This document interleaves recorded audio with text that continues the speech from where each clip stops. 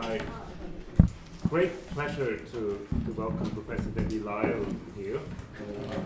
She's not a frequent visitor, but an occasional visitor of our department. She was here about 10 years ago for a workshop in ethnography, and we have her back at the moment for a project that honors our joint colleague and friend, the late Alex Stanchev. So we spent a couple of days workshopping on that, and we were lucky to convince Debbie to also do a seminar for us on her current research on visualizations of refugee politics, refugee crisis, migration in Europe.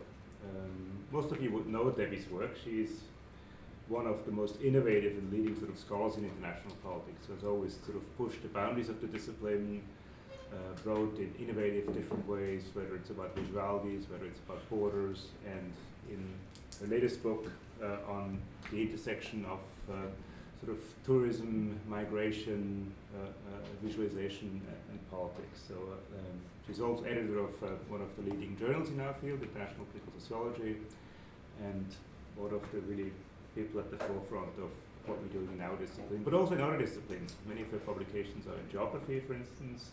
I think that's one of the kind of hallmarks of what someone who does innovative work is. They branch out from one discipline into another and deal with people from different backgrounds. So we're exceptionally pleased to have Debbie here, and we'll do about 40 minutes or so, how long, yeah, and then that should leave us with plenty of time for questions and answers afterwards. So thanks so much for joining us, Debbie. Okay, well, thank you so much for inviting me and for having me and for coming on this warm Monday. I appreciate it. Now that we're here, I can say to Roland that I will show you some pictures, but I'm not explicitly talking about visuality. There are reasons for that, and I'll talk more about that with the PhD students tomorrow, but I can talk about it, but that's not the thing driving this current research. So the paper today is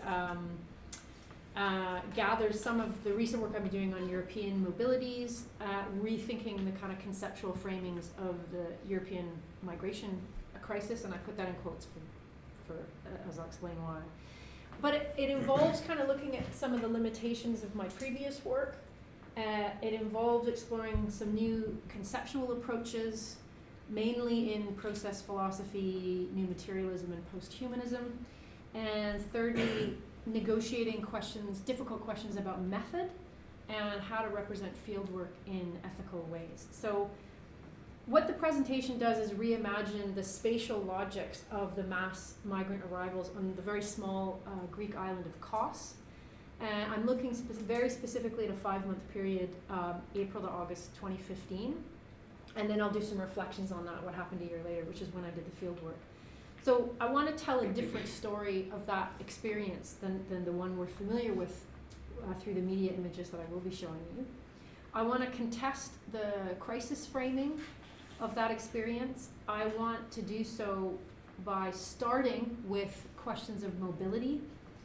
And I'm looking specifically at 3 forces here, security, humanitarianism, and tourism, and I'm looking at how those collide. And I'm trying to rethink that experience of arrival, the intensities of arrivals through different modalities of juxtaposition, contamination, and mostly about friction. And then, as I said, I want to reflect on the aftermath of that experience with some of the photographs that we took. This has been published with my co-author, Heather Johnson, in the Peace and Security Dialogue. So the images that you're going to be seeing are from 3 different areas. Some media images, which I'm sure you'll recognize, and if they're not the specific images, you'll have seen something like it. Some are from this photo series by George Brugman, Tourists versus Refugees. These were taken in August 2015, and then I will be showing you some of my own crappy photographs from a year later when I was on Kos. So the research really emerges from 2 places. One is with frustrations with my own work. This is the book that looks at the practices of war and tourism and how they were colliding, converging, and folding into one another in weird ways. So, like some of my other work, it looks at the kind of trivial, the banal, and the leisured, and contrasts that with the kind of serious and the important, and it uses one to unravel the other. and vice versa. So I found all kinds of amazing and interesting things. I did a lot of historical work. I did a lot of archive work on things like R&R. Lots of fun Australian experiences in that. And I looked at, for example, these are examples from the book, some museum exhibits, etc. The conceptual framework of that book, I think, is actually quite limited because it looks at the single juxtaposition of these two mobilities, right? So the single juxtaposition of tourism and war. And what it did is actually obscure the kind of multiple mobilities and practices that were occurring in and around those practices. So I'm trying to reflect on the limitations of what I was doing. And I am trying to think through questions more about multiplicity, heterogeneity, etc. So I'll just give you an example of what I mean. This is one of the images that I use in the book. This is the HMS, the British crew of the HMS Speaker, who took an organized tour of the ruins of Nagasaki in 1945. This is less than a month after the bomb was dropped. And the sailors traveled in a convoy through the city to witness and take photographs of, whoever had a camera, that's a whole other story, of the comprehensive destruction of the landscape, of the architecture, etc. There's really important post-war transitions when soldiers adopt tourist sensibilities. I cover that in a number of different places. This is one of the most important, and it's basically they get to go behind enemy lines and see what they've done, right? See the results of their bombing. But the reason I want to focus on this image in particular is the figures on the side here, the Japanese figures here, and I want to think differently about how I talked about them in the book, and then how I want to think about it differently. In the book, of course, I read these figures through shared modes of domination, right? So they become exotic zoo animals that these soldiers are looking at and taking photographs of, but they remain, of course, completely silent and completely abject in that framing. I don't disagree with the framing, I just think it's limited. Because that framing affords no agency to those figures, and so I want to try to think differently about what a return gaze might look like, how we might do research differently in ways that create spaces for that kind of agency to articulate itself. And so I read the kind of return gaze of those figures as a rebuke, not just to the colonizing gaze of the sailors, but also a rebuke to my own limited conceptual framing. So that's where I want to start. And then the second kind of serendipitous reason I want to start rethinking some of the work I'd previously been doing was the book was actually submitted just as the migration crisis happened. So shitty timing. And so obviously I wanted to try to think through some of the work I'd been doing on mobilities and see if I can do it differently. Now, the island of Kos for me became the most obvious site for these questions because it was hosting such a powerful intersection of security, humanitarianism, tourism, and migration, like unlike the other Greek islands, and actually unlike the Italian cases as well. So the first thing I wanted to do was to contest the crisis framing of this, that this experience was a crisis. We are all very aware of how the intensification of migration into Europe from about early 2015 until the Turkey-EU deal in 2016 in May was framed as a crisis by mainstream media, right? This is not unfamiliar to all of us, and I don't think it's that difficult to try to take that apart. There's a lot of people doing that work, and I think it's important work to do, but I just want to quickly go through some of the main reasons why we might want to contest a crisis framing. Partly because I know that you all know a lot of these images that would have been under this sign, right, of abjection. One of the reasons we want to contest that crisis framing, of course, is because it disaggregates mobile bodies into a very familiar hierarchy of subjects. There's a lot of interesting work in security studies doing this. So you have bodies that are trusted travelers and who have freedom of movement, and then you have bodies that are deemed risky and deviant, etc. But the hierarchy in this particular experience starts with the abject victim. This is a case of many images that you might have seen. Often feminized, racialized, infantilized. These are key images that are used in publicity campaigns, activist campaigns. My colleague Heather Johnson has written about this as well. They're lacking in agency, in capacity, in independence. This is most clearly the figure of what has come to be known as the vulnerable migrant. This is disaggregated from two other subject positions. One is the undesirable migrant, and those are the economic migrants who have no reason to flee or are framed as having a choice. So we don't want them. So they're the undesirable migrant. And then, of course, you have the terrorist or the radical who's supposedly hiding in these populations. And that became a very powerful narrative in lots of places around the continent and in the UK around this experience. Now, all of these are contested by the constitutive figure of the humanitarian who has the most agency here.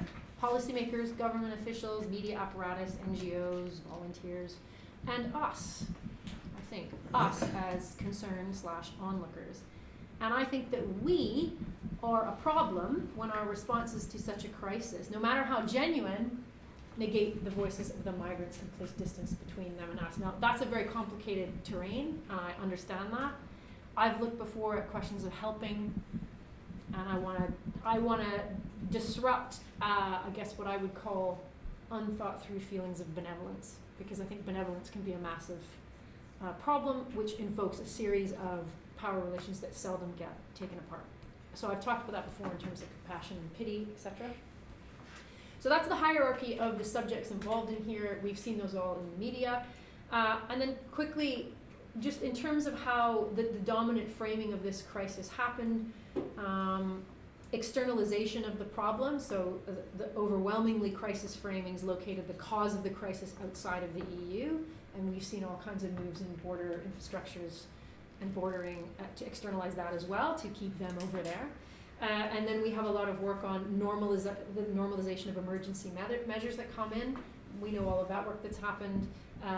What gets enacted under the sign of crisis, what kinds of measures, legal measures especially, are ushered in, and then of course they stay and they're normalized. There's lots of people doing work on that, and I'm, sympathetic to some of that work.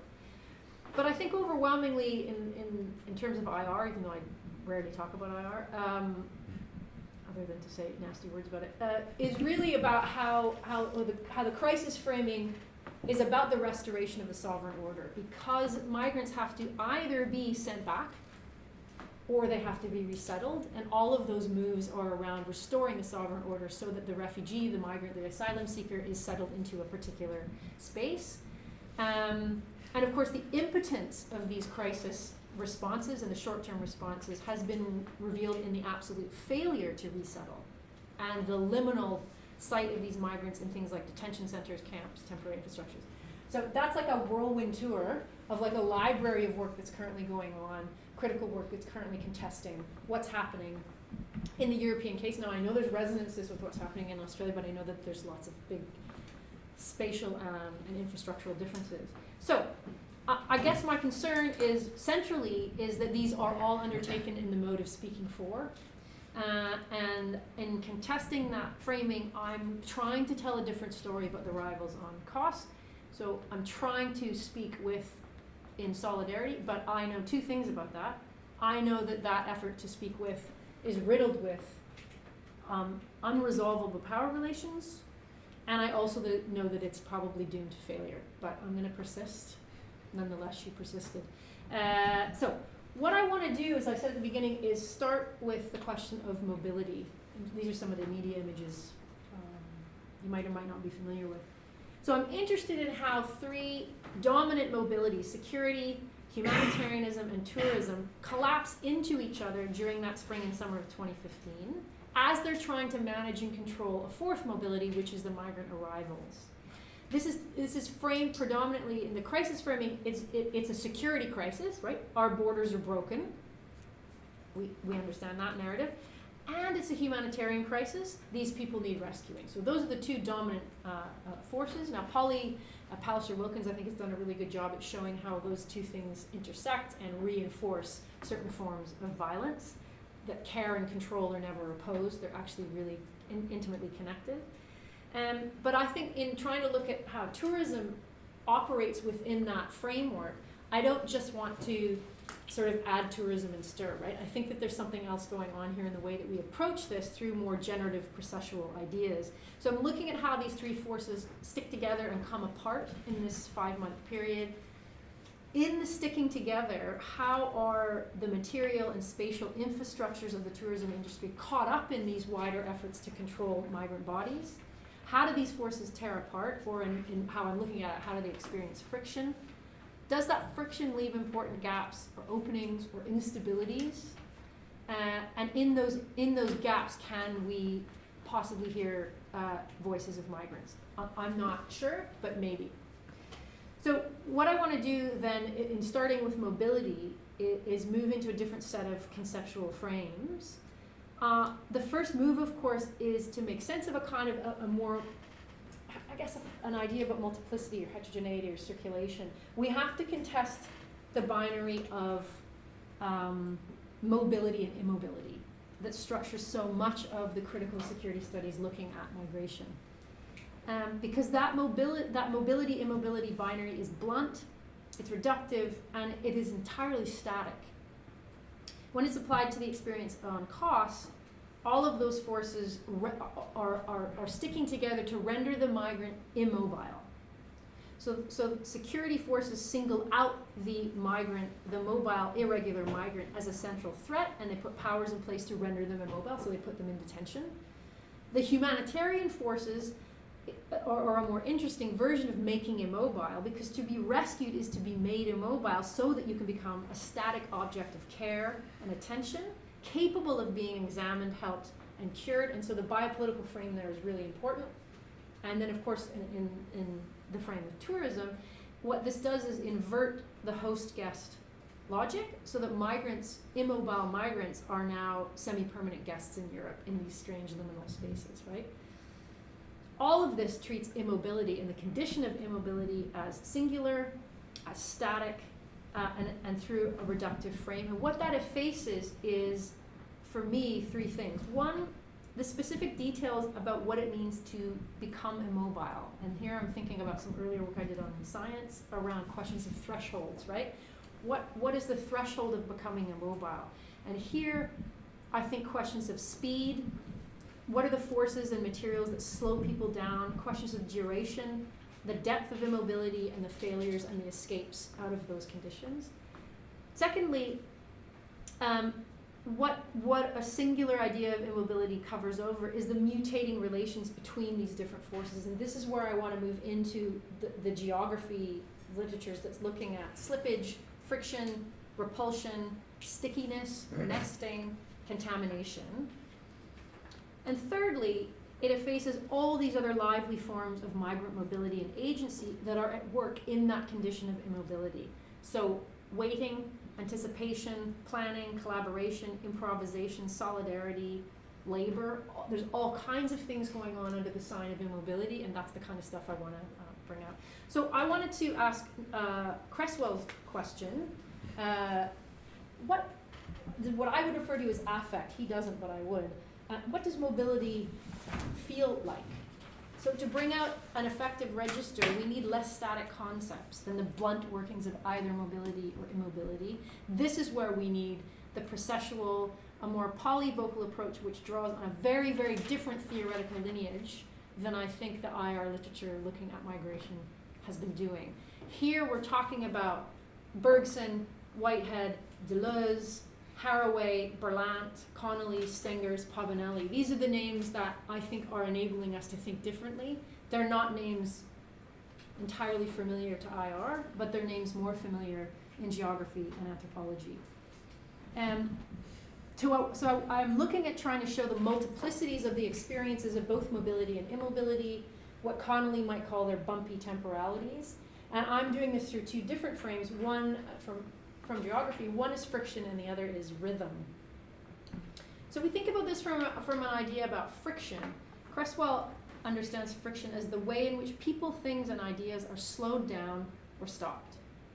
Okay, so what friction does is it provides more texture to the experience of mobility and allows us to think carefully about the processes and thresholds of starting and stopping, of slowing down and speeding up. We know that mobility is rarely smooth and quick for long. It's more often about things like accumulation, coagulation and dispersal, blockage and escape, viscosity and disaggregation, thickening and thinning. You can hear a vocabulary that we're not very familiar with in IR. So how does the slowing down happen? What's the duration of the slowness? What's the threshold between slowness and immobility? how do the relationships between security, humanitarianism, and tourism and their stickiness, how does that enable slowing down, stopping, speeding up, redirection? What's the duration of that stickiness, and how do the materials and infrastructures of tourism operate in that mode of stickiness, friction, and movement? There's a whole section in here on Virilio, which nobody needs Virilio on a Monday afternoon. So we'll move to the second idea that I want to talk about, which is rhythm. There's a lot of interesting work using Lefebvre's ideas about rhythm, which helps us to understand, I think, what's happening in the condition of mobility. So friction opens up immobility to more texture. Then how do we open up mobility? And that's through questions about rhythm. Lefebvre is more interested in how rhythm is routinized, standardized, and the familiar ways that bodies synchronize with wider rhythms of the state and the market. So that's what his, and the urban in some of his work, and he uses it through the concept of dressage, etc.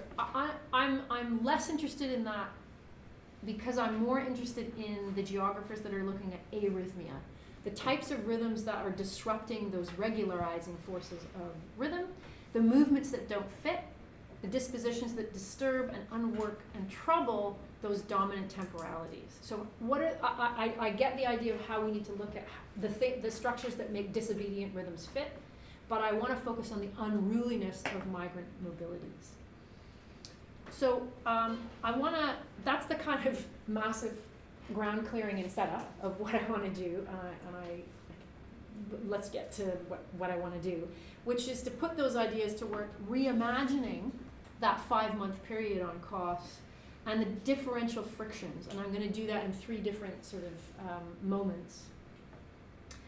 The early arrivals really in April and May 2015, and then I want to look at the massive bottlenecks in August, and then I want to just spend a teeny bit of time looking at the aftermath a year later, which I've already done some work on that. It's less interesting to me.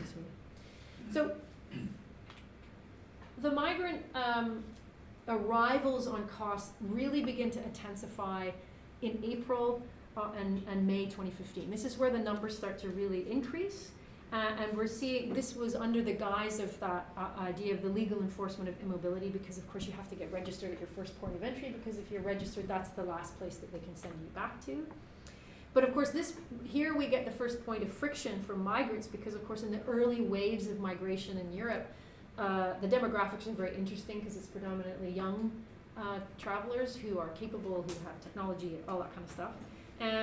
But some stay for registration on the island, but a lot of them actually want to move on because they don't want to be there. This is where we get the Greek police, the Greek Coast Guard, but we have an influx also of Frontex personnel. In the humanitarian frame, MSF, so Doctors Without Borders, arrive in March, and the UNHCR arrive in June, and that distinction becomes really important and something that MSF used to basically shame the UNHCR. You know, we were here first. We recognize this. The tourists are starting to come still at this point, April and May, but they're not as robust, and you're getting the first stirrings of that friction about, well, this is going to keep tourists away. I want to look at 2 specific sites where these competing mobilities intersect in this first period of intensification. And the first is a space I've written about before, is the beaches where they're actually arriving. On Kos, this is really important, and why Kos is important is because unlike the other Greek islands, they're landing on the tourist beaches. Okay, so in Lesbos, they're landing in the north, and the tourist beaches are mostly in the south. So there's a direct confrontation on Kos that you don't see on the other Greek islands, which of course is why it interested me anyway.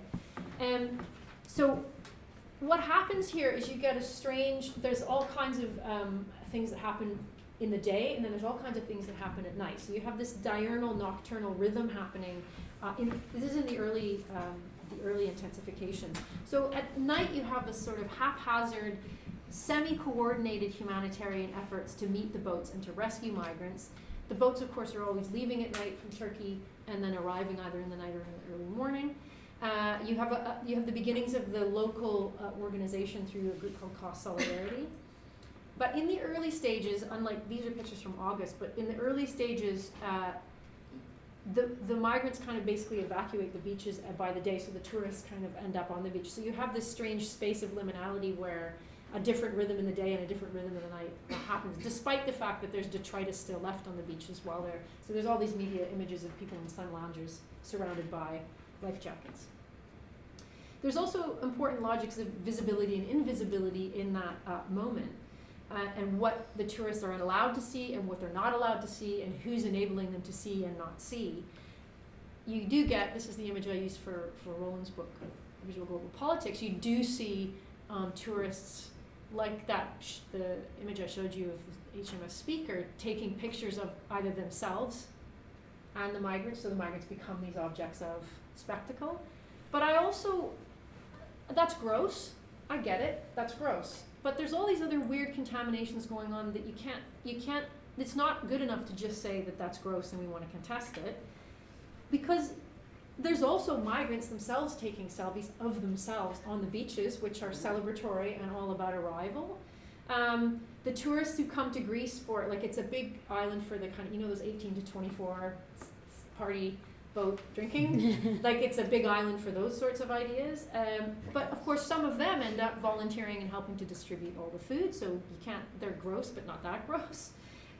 You get here mostly in May, the first arrival of what we know when we do tourist stuff is voluntourists, right? So people who see the crisis in the media and they're like, I have to go help, right? So you have the first arrivals of those, a lot of them from England and Germany and Portugal and Spain.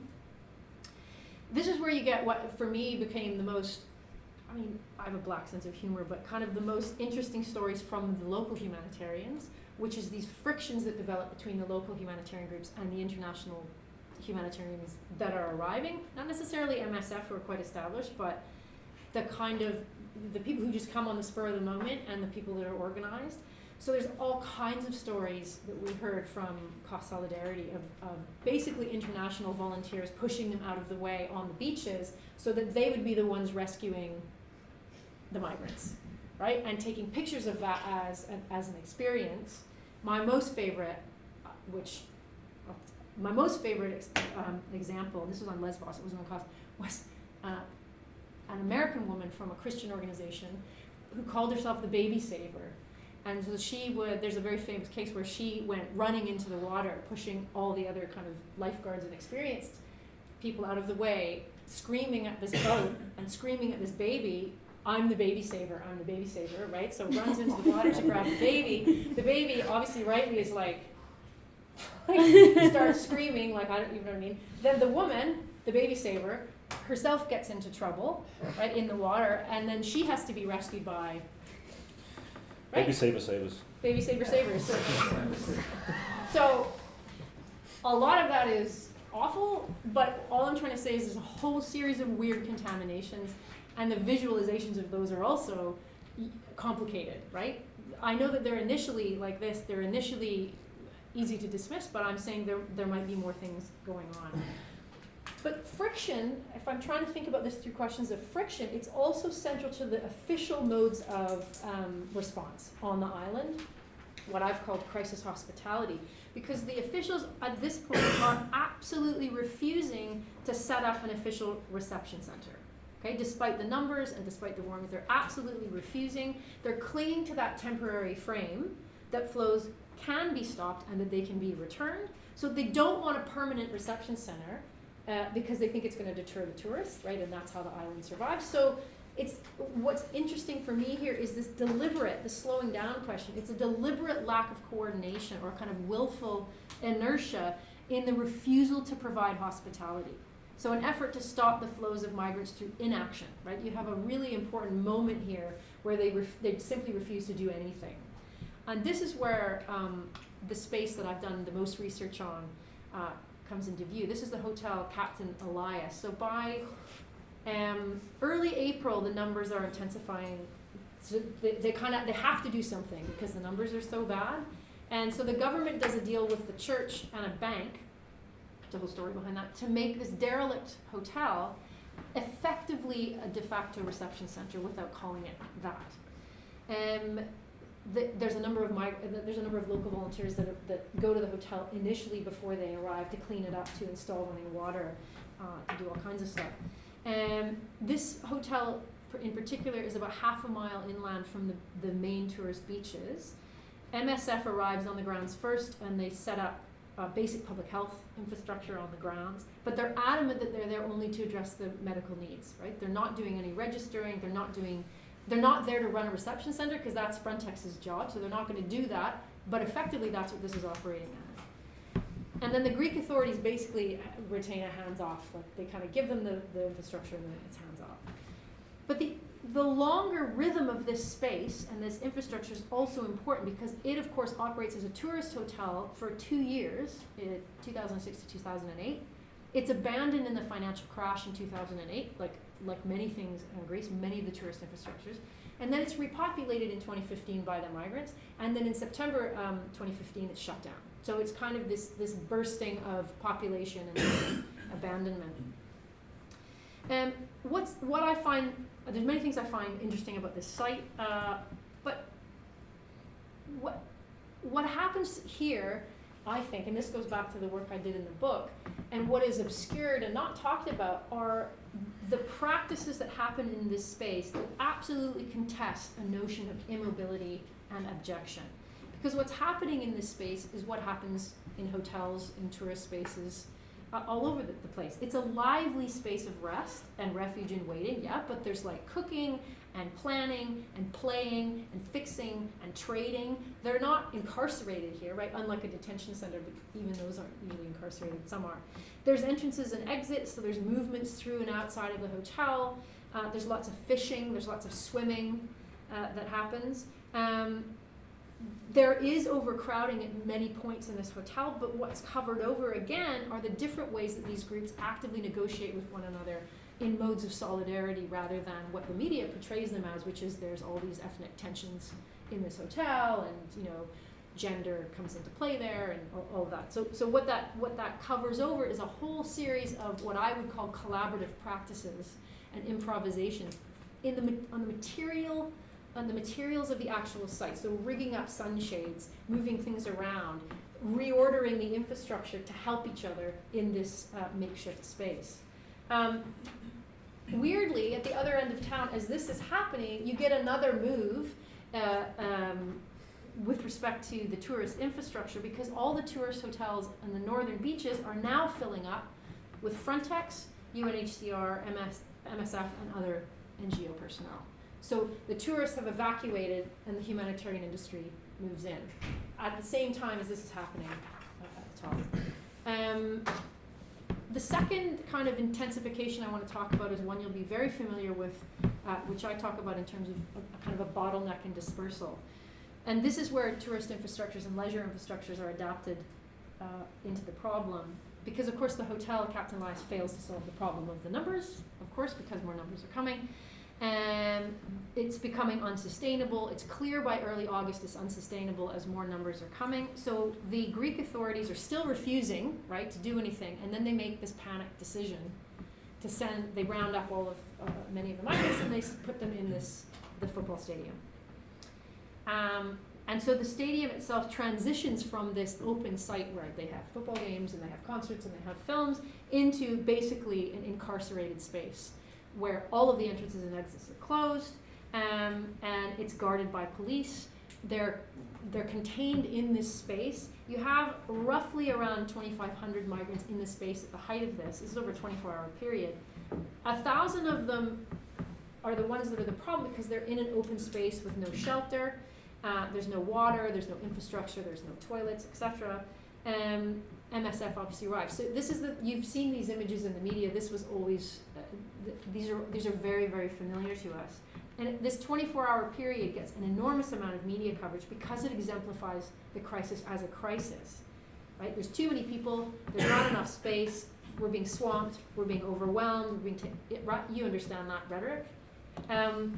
But there's an ambiguity even in the media representations at this point, because on the one hand, there's all these humanitarian forces, right? So there's like this is terrible, these people need to be helped, right? You have this ethos happening in a lot of the media representations at the same time as you have the more popular one, which is that these migrants are security threats, especially when there's too many of them together, and these people are dangerous. And that's the media story that wins out ultimately, and this is what justifies a reinforced security apparatus where they fly in Greek riot police, all kinds of stuff. But this is also where you get a break.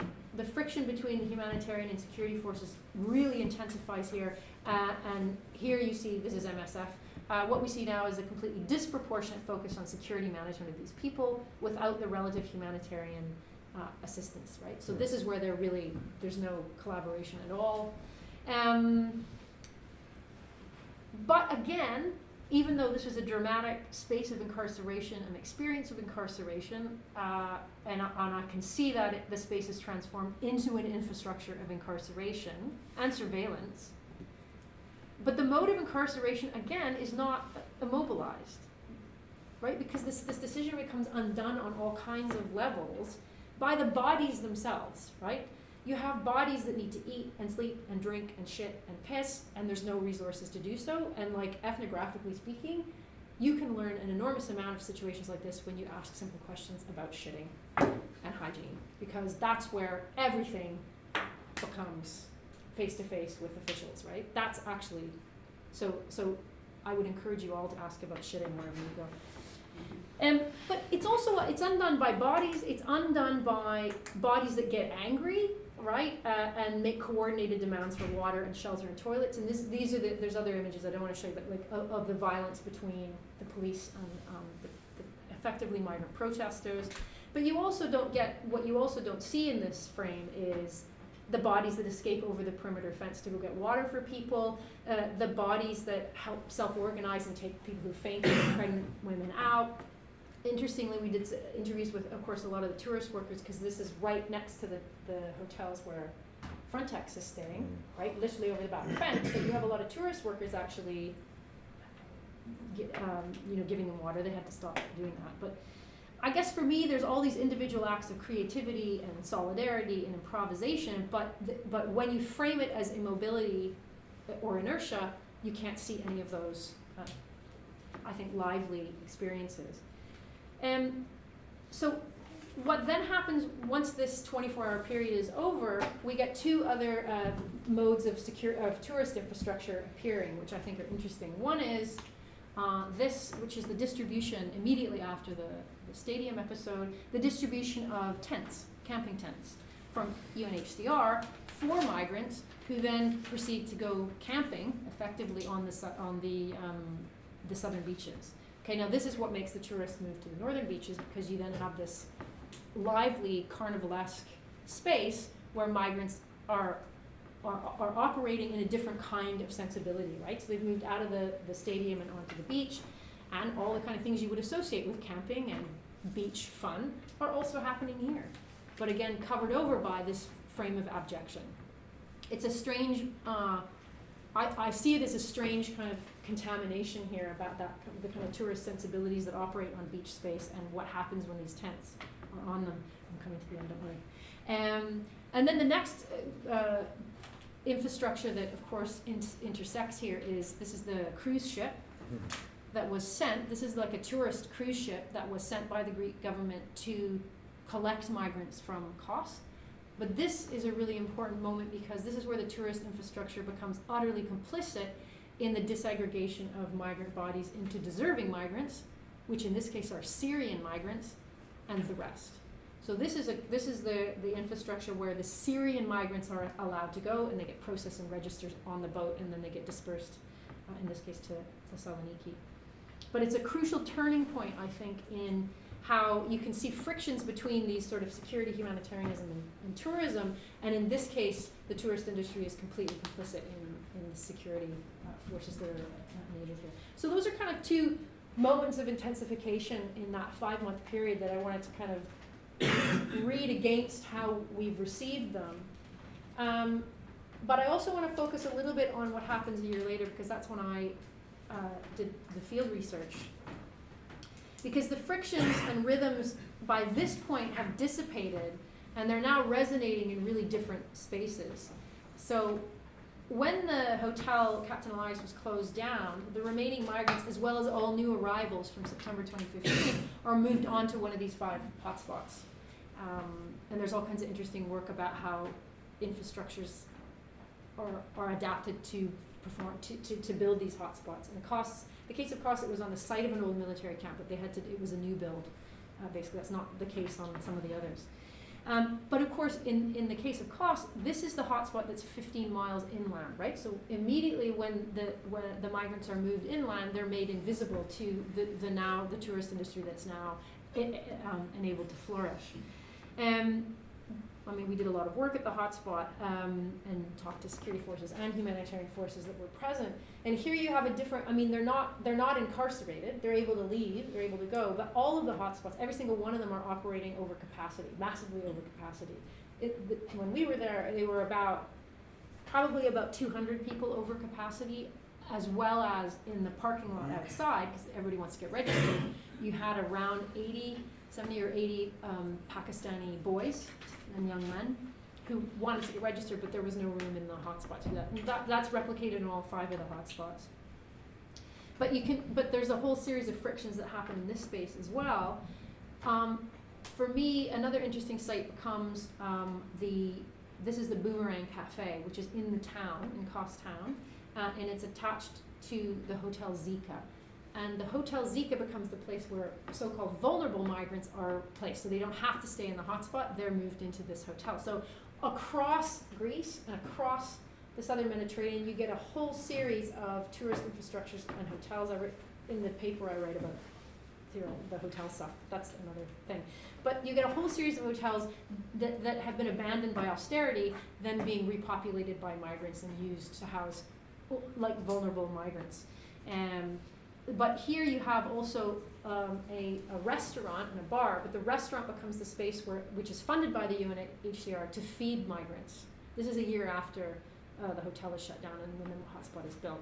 So this becomes a site of circulation, and it becomes an interesting site of study.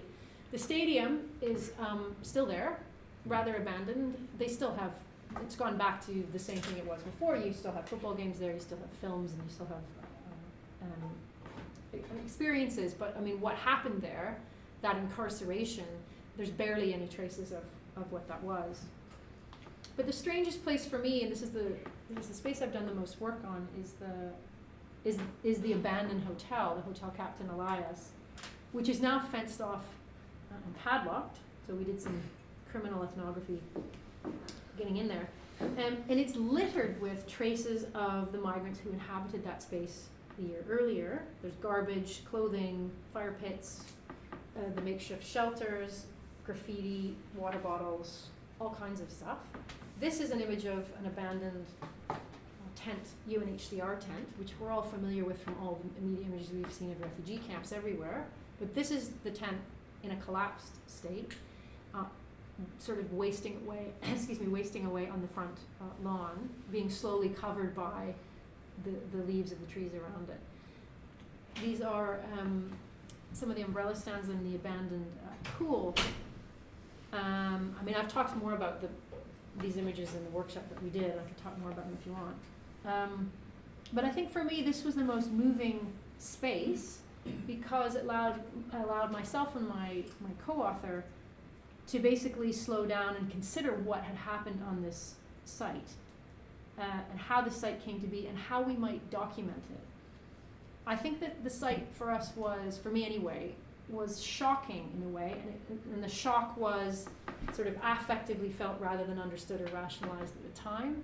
I mean, it was eerie and empty, but it was also shocking. Now, we've written about these photographs that we took and how the space made us question traditional research methods of ethnography and our own work on mobility. But I think in the effort that I'm trying to open up the spaces for migrant articulation in those frictions between security, humanitarianism, and tourism, weirdly, this is the space where those voices were the loudest. So the abandoned hotel was where their agency was most present and powerful, including, even when I think about the hotspot and the work that we did there, this is where you could hear the voices most distinctly. And it's very, very clear that there were really vibrant life worlds and solidarities at work here. where they negotiated and adapted and creatively inhabited this infrastructure. So there's no sense of abjection in that space, which is the dominant frame that we have for this migration experience. And I wanted to end, just given the stuff I'm doing on tourism, with a tennis ball sitting in the bottom of the pool. This is testament to those unruly practices that happened at this site, the modes of play and leisure that happened in this site of supposed abjection and incarceration.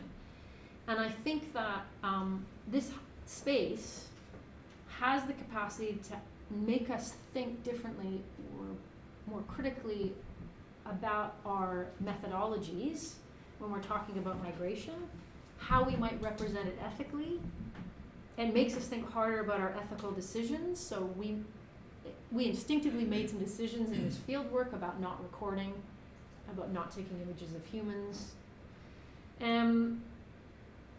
But we took a lot of pictures in this abandoned infrastructure, and I'm, as you guys, anybody that was at the workshop, I'm deeply conflicted about these images, and I want to stay conflicted about them, but I do want to end with the tennis ball, because for me it's a kind of hopeful object, or a hopeful material reminder of the kind of practices that went on in this space that we never really hear about. So, not a lot about visuality, Roland, sorry, but some other things in there. Thank you. Thank you.